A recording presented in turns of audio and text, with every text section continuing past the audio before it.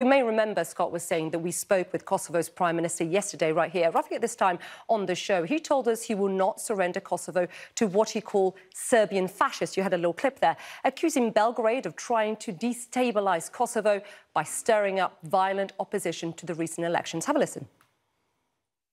The turnout was quite low because of the pressure, blackmail and threats from Belgrade to all Serbian citizens, and in particular those who were planning to run. And now we have 4 mayors whose legitimacy is low, but nonetheless, there is no one who is more legitimate than them.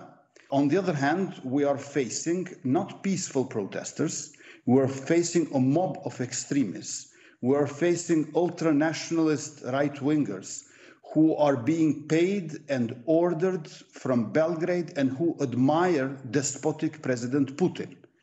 This is a fascist militia who attacked our policemen and NATO soldiers. Well, some strong accusation there from Kosovo Prime Minister. We want to give Serbia's president a chance to respond. Aleksandar Vučić joins us tonight from Belgrade. Mr. President, thank you very much for taking the time to speak to us here on the show. You heard what the Prime Minister of Kosovo said on my show. We played a little clip there for you, calling protests a fascist militia. Your response, sir? Thank you very much, first of all, for having me tonight. And just wanted to say that his words, everything that we heard, it's not just strong accusations. It's a bit of cursing, and it's also speaking more about the man that pronounced that was saying that, than about people. And just to make it very clear, and there are just 2 things that are important. Your guest was speaking about non-implementation of previous agreements.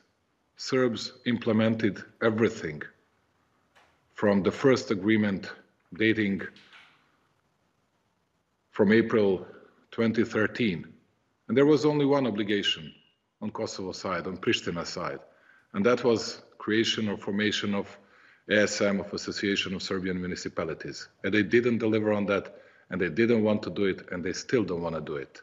It's a part of new arrangements as well. And the second issue were those elections. And he said it's a low legitimacy, 3.4%. It's a sham elections. And my question to you is, have you ever heard of any other elections calling them legitimate, legal, with a turnout of 3.4%? And he's actually naming 97% of the people in the north as fascist militia, criminal gangs, ultra-nationalists, bribed people, blackmailed people. Like there is 3% of people that you can do that with them, but not 97% of people. And what actually happened? Serbs, what they look for? They look for security and certainty for their families, for themselves. And since Albin Kurti came to power, we witnessed 353 attacks based on or ethnically motivated, and it's the biggest number of assaults, biggest number of attacks against Serbs since 2008, when they did that self-proclamation of Kosovo's independence. And I need to add, just because you cannot refute these kind of curses, but you can do a factual side. Just from the beginning of this year, we faced 5 shootings against Serb civilians, 6 including the yesterday one. Mr. President, let me including 2 kids that were shot.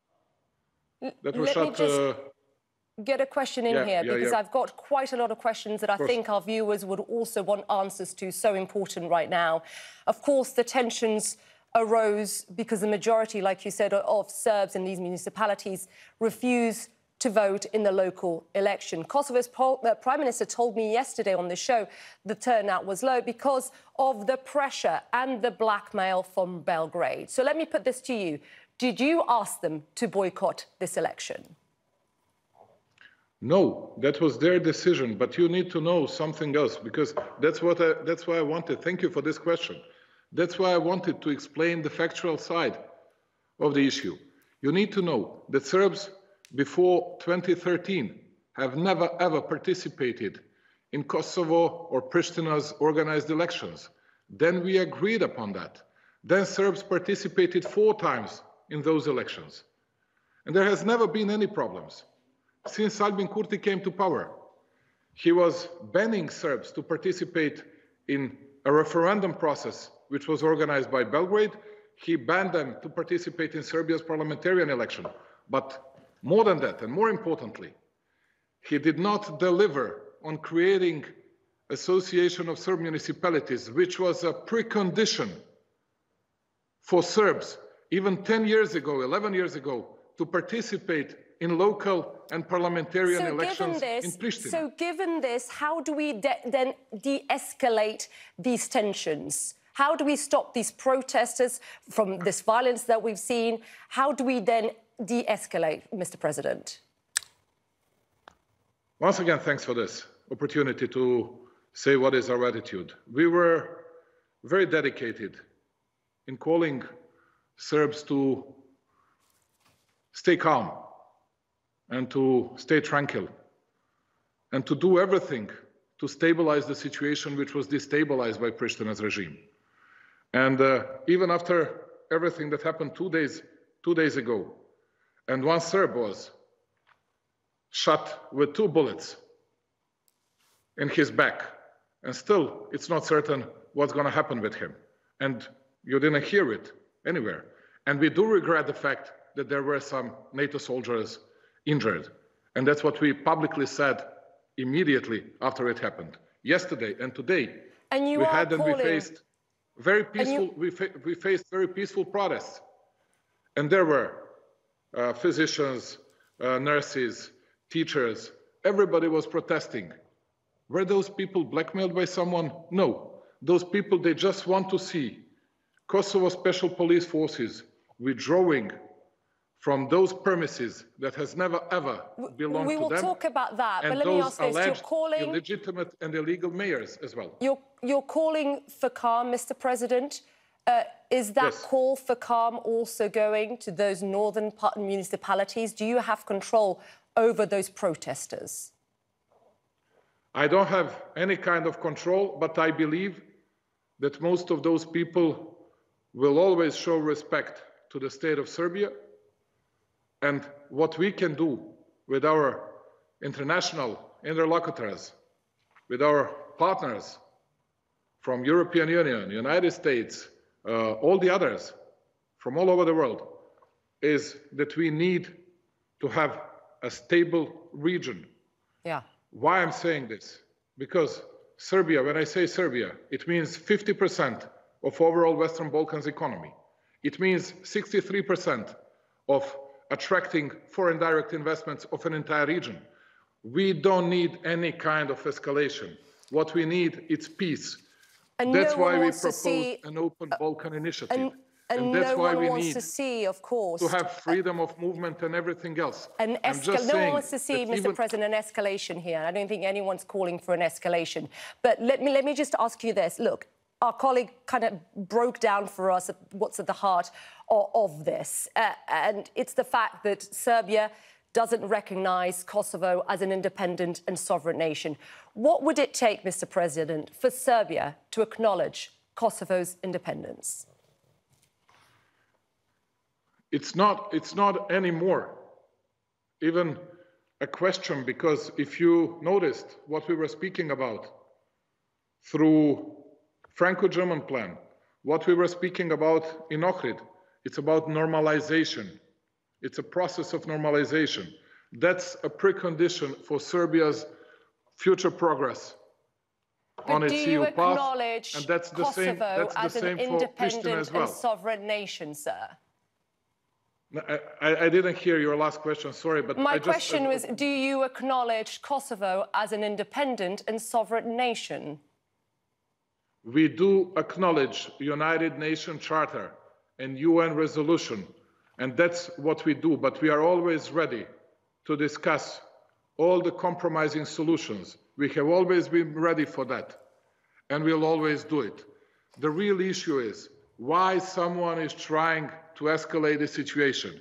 You mentioned, let's say, President Putin.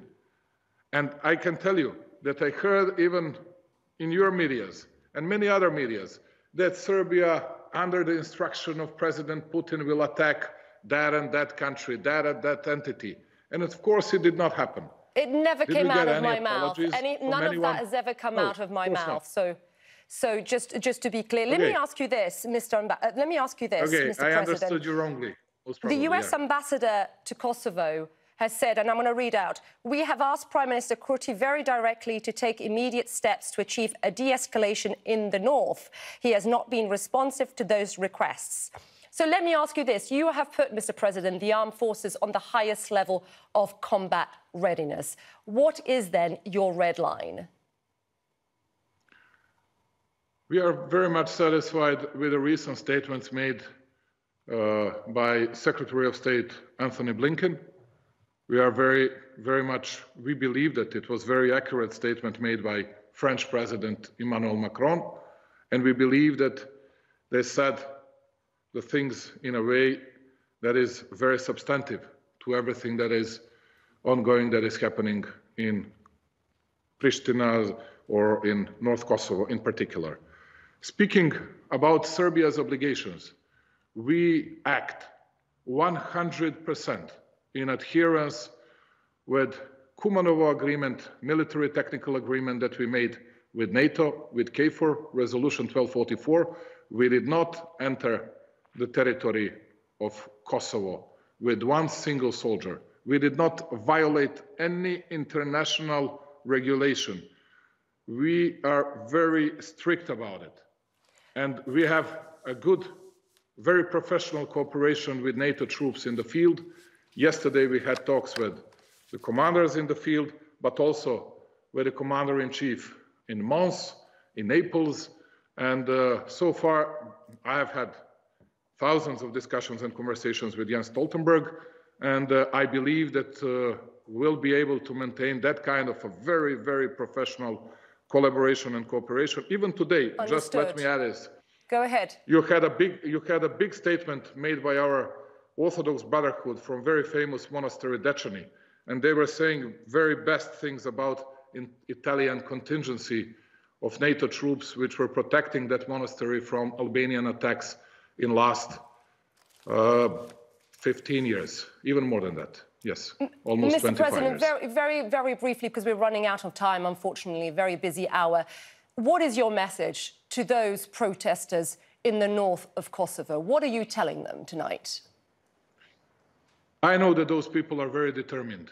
Those people are very decisive to fight in a very peaceful way for their rights, for their basic rights. They just want to survive on their thresholds. They just want to have their own rights to keep their names and surnames, to keep their faith, and to live there where they used to live an entire life. And my just small advice and my plea for them is always to do it peacefully. Yeah. To do it peacefully, to do it calmly, and to keep tranquility and stability for all of us. We need to speak to Albanians. We need to create an arrangement, the real arrangements that will be implemented in the future. President But Vučić. on the other hand, I call an international community for a decisive action to be taken against those who are stubborn and who are actually escalating the situation in the ground and who are putting in jeopardy peace and stability of all of us, of an entire Mr. Europe. Vučić, President Vučić, I appreciate you taking the time to speak to us tonight. Thank you very much, sir. Thank you very much. Thank you. Thanks a lot.